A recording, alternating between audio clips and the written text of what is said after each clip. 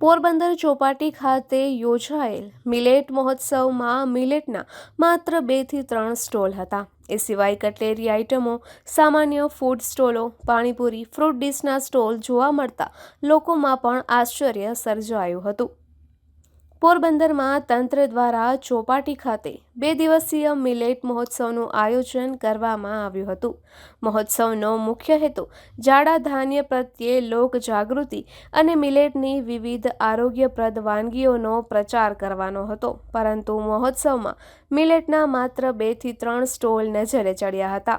એ સિવાય સુકવેલી વેફર્સ સહિતના નાસ્તાનું પણ વેચાણ થતું હતું. મોટાભાગની વસ્તુઓમાં ઉત્પાદન તારીખ કે એક્સપાયરી ડેટ પણ લખવામાં આવ્યું ન હતું. ઉપરાંત કલાકો સુધી ખુલ્લા રહેલા ફળોની ડીશ અને જ્યુસ સહિતના વસ્તુઓનું વેચાણ પણ થતું હતું. હાલ ઉનાળાની ગરમીમાં આવા ખાદ્ય પદાર્થને કારણે બીમારી ફેલાવાનું પણ જોખમ વધી શકે છે, તે મુલાકાતીઓ જણાવી રહ્યા હતા. આ ઉપરાંત કટલેરી અને કોસ્મેટિક્સ આઇટમો, સામાન્ય નાસ્તાઓના સ્ટોલો, પાણીપુરી વગેરેનું પણ વેચાણ થતું જોવા મળતું હતું. આથી મુલાકાતીઓ પણ આ મિલેટ મહોત્સવ છે કે મજાક મહોત્સવ છે તેવી લાગણી વ્યક્ત કરી રહ્યા હતા. સ્ટોલ ફાળવણીમાં પારદર્શિતા ન હોવાની ચર્ચાઓ જોવા મળતી હતી અને ખરેખર મિલેટ સાથે સંકળાયેલા ખેડૂતો, સ્વસહાય જૂથોને ફાળવવાને બદલે લાગતા વળગતા લોકો અને ખાનગી કંપનીઓને લાભાર્થે જ આયોજન થયું હોય તેવો મત લોકોમાં પ્રવર્તી રહ્યો હતો. ઉપરાંત સ્ટોલમાં કોઈપણ વસ્તુનું ભાવ બંધણું કરવામાં આવ્યું ન હોવાથી કે કોઈ દેખરેખ રાખવામાં આવી ન હોવાથી મન પડે તેવા ભાવો લઈ રહ્યા હતા. આટલી ગેરવ્યવસ્થા અને ફરિયાદો છતાં સરકારી અધિકારીઓ દ્વારા કાર્યક્રમને સફળ જાહેર કરવામાં આવ્યો હતો. પોતાના મોઢેથી જ આયોજનના ગુણગાન ગાઈને અધિકારીઓએ પોતાની પીઠ થપથપાવી હતી.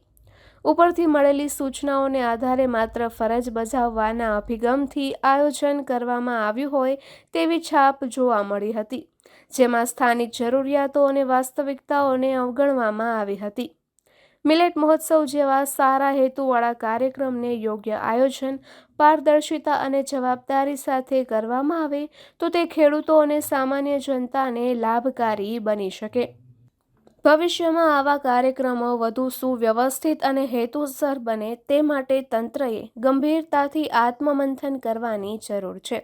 જો કે આ મામલે ખેતીવાડી અધિકારીએ અનેક ફોન કરવા છતાં ન ઉપાડતા તેનો રૂબરૂ સંપર્ક કર્યો હતો, તો રૂબરૂ પણ તેઓ કેમેરા સામે બોલવા તૈયાર ન હતા. જેને લઈને આ મહોત્સવમાં ભ્રષ્ટાચાર થયો હોવાની ચર્ચાને વેગ અને સમર્થન મળ્યું છે. ત્યારે કલેક્ટરે આ અંગે તપાસ કરી જવાબદારો સામે કાર્યવાહી કરવી જોઈએ તેવી માંગ ઉઠી છે.